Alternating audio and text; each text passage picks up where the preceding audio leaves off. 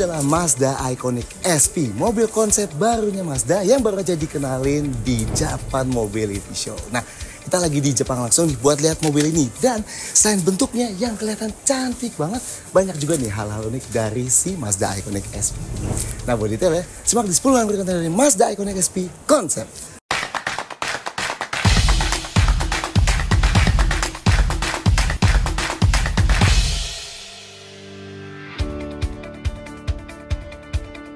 Satu, masih konsep. Mazda Iconic SP ini masih berupa mobil konsep ya. So, belum dijual, bentuknya belum final, segmennya belum jelas, dan masih belum ada harganya tentunya. Lah, terus buat apa dong? Well, mobil konsep gini emang biasanya hanya untuk showcase aja ya. Pabrikan tuh pengen ngasih lihat suatu arah yang mereka pengen capai di masa depan dengan suatu produknya. Dan buat Iconic SP ini, Mazda pengen kasih lihat sebuah tipe baru mobil sports yang compact dan didesain buat ada di era baru alias era elektrifikasi. Dan tetap merespon segi emosional customernya yang mencintai mobil dan menginginkan sebuah mobil yang menggambarkan the joy of driving alias kesenangan berkendara. So, ingat ya, belum dijual, masih konsep. Versi produksinya kapan? Mazda belum kasih timeline buat ini ya. So, buat sementara, enjoy aja dulu model konsep ini. 2. Penerus siapa? Dari sebelum tudung Iconic SP ini dibuka, kita udah ngira Iconic SP adalah versi konsep dari calon penerusnya Mazda MX-5 atau Miata atau Roadster kalau di Jepang namanya. Tapi begitu tudungnya dibuka, dia kelihatan beberapa lekukan-lekukan yang diambil dari RX-7 juga ya. Yang desainernya sendiri, Masashi Nakayama, itu pun ngakuin ada beberapa elemen Iconic SP ini yang sama-sama diambil dari RX-7 dan MX-5 generasi pertama juga. Tapi dia sendiri pun belum mau jawab ya, Iconic SP ini nanti versi produksinya itu buat lanjutin model yang mana. Nah, kita lebih bingung lagi waktu lihat dimensinya yang cenderung mirip MX-5, tapi tenaganya cenderung ke arah RX-7. Menurut kalian ini penerusnya siapa sih? 3. Dimensi compact. Meski Mazda sendiri nggak bilang ya Iconic SP ini bakal jadi penerusnya siapa, tapi dimensinya cukup mirip sama MX-5 alias Miata. Panjangnya 4,18 meter, lebarnya 1,85 meter, dan tingginya 1,15 meter. Kalau dibandingin sama MX-5 generasi keempat alias ND, Iconic SP ini sedikit lebih panjang dan lebar dan rendah ya. Tapi proporsinya kelihatan cukup mirip. Ya iya sih emang sama RX-7 yang dulu, Iconic SP ini cuma sedikit lebih pendek aja. Tapi kan tren mobil baru biasanya penerusnya itu cenderung lebih besar dibanding yang lama, ya kan? Dan RX-7, RX-8 sama-sama punya konfigurasi jok 2+2 seater. Sedangkan Iconic SP ini hanya 2 seater aja. Yes, sama kayak MX-5 ya berarti. 4. Pop-up headlights. Salah satu hal yang bikin wow dari Iconic SP ini adalah lampu depannya. Yes, dia pakai model lampu pop-up alias baru nongol ketika dinyalain. Tapi beda ya sama pop-up headlights MX-5 jadul dulu yang cenderung gede banget kan. Pop-up headlights di Iconic SP ini sangat tipis ya. Ya kayak lebih dimodernkan lah ya. Apalagi teknologi lampu sekarang udah jauh lebih terang dibanding puluhan tahun lalu kan. Nah, apakah ini hanya sekedar buat mengingatkan ke desain MX-5 dan RX-7 jadul dulu aja yang pakai lampu serupa? Atau beneran bakal diterapin nih ke versi produksinya? Nah, kita sempat tanya langsung ke desainernya ya. Dan dia sendiri bilang kalau emang respon orang banyak yang suka, ini bisa banget diterapin ke versi produksinya nanti. Kita seneng banget ya sama jawaban ini, karena mereka bukan bilang terpentok regulasi. Loh, tapi gimana nih dengan regulasi yang dulu ngebunuh lampu model pop-up gini? Karena kan berpotensi mencelakakan para pejalan kaki yang ketabrak. Tenang, mengingat teknologi Anda sudah cukup canggih yang bisa mendeteksi kemungkinan tabrakan, harusnya lampu model gini, apalagi yang bentuknya tipis ya, itu bisa terlebih dahulu masuk ke mobil saat terdeteksi mau nabrak. So, ketika beneran nabrak pejalan kakinya, itu nggak bakal ketusuk bagian tajam pop-up headlights-nya. Nah, habis denger jadi mungkin banget kan dimunculin lagi. 5. Warna baru. Salah satu yang bikin Iconic SP ini kelihatan luar biasa cantik sih jelas warna merah ini ya. Tapi ternyata ini bukan warna Soul Red Crystal yang selama ini kita kenal di kebanyakan model modern Mazda lainnya.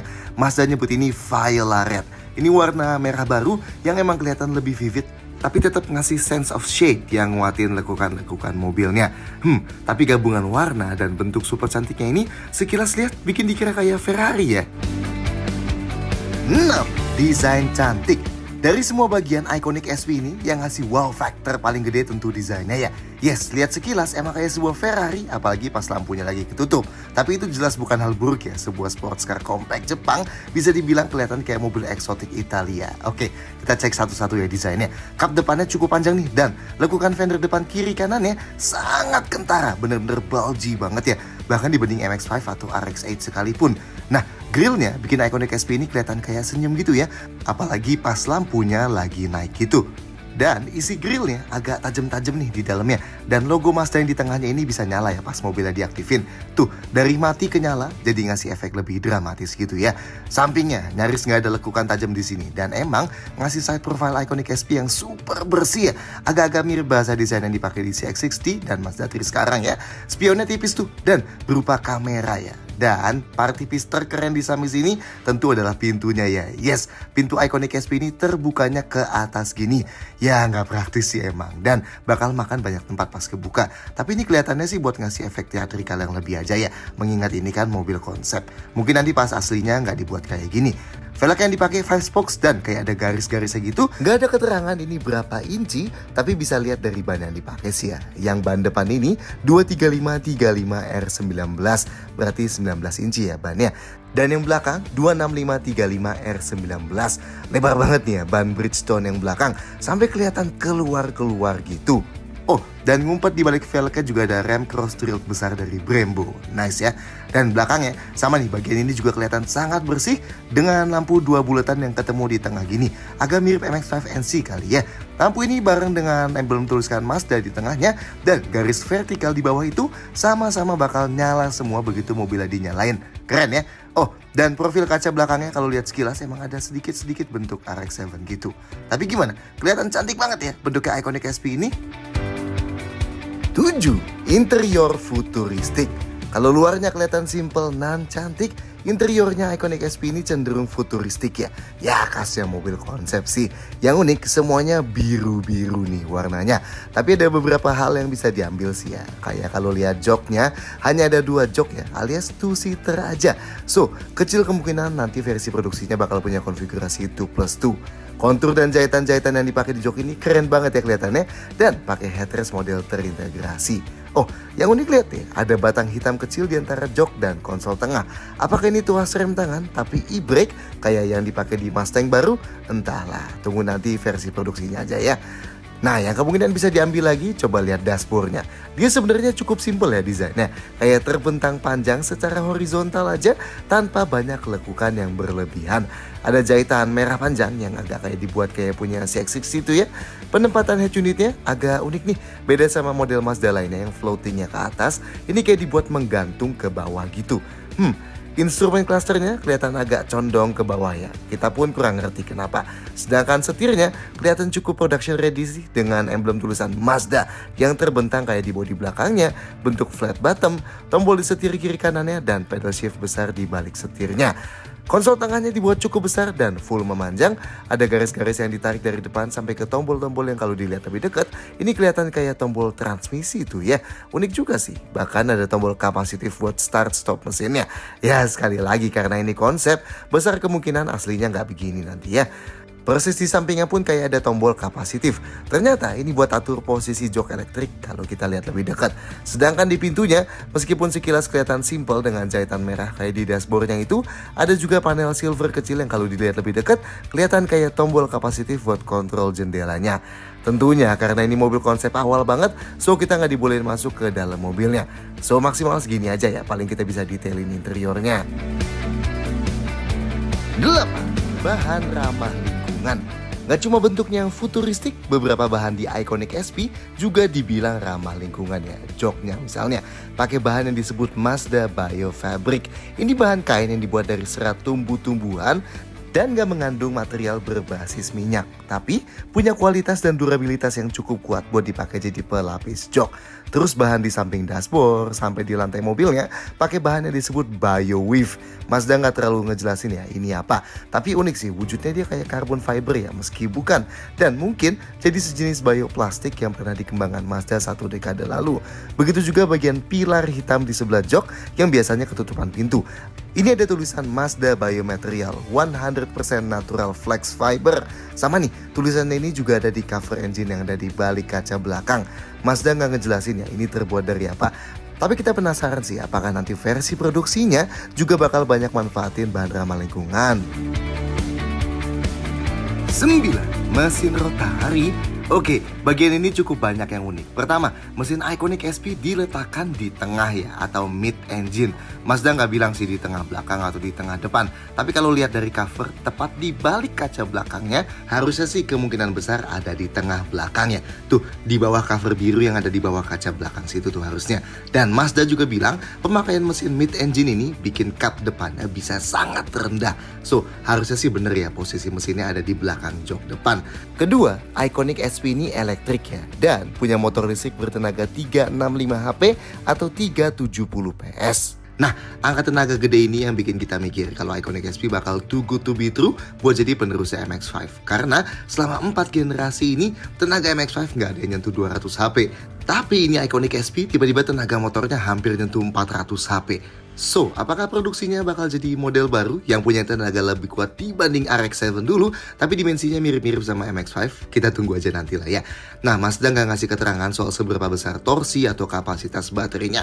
Tapi yang unik, Iconic SP ini juga dilengkapi mesin rotari. Yes, mesin legendarisnya RX-7 dan RX-8 dulu balik lagi ke sini ya.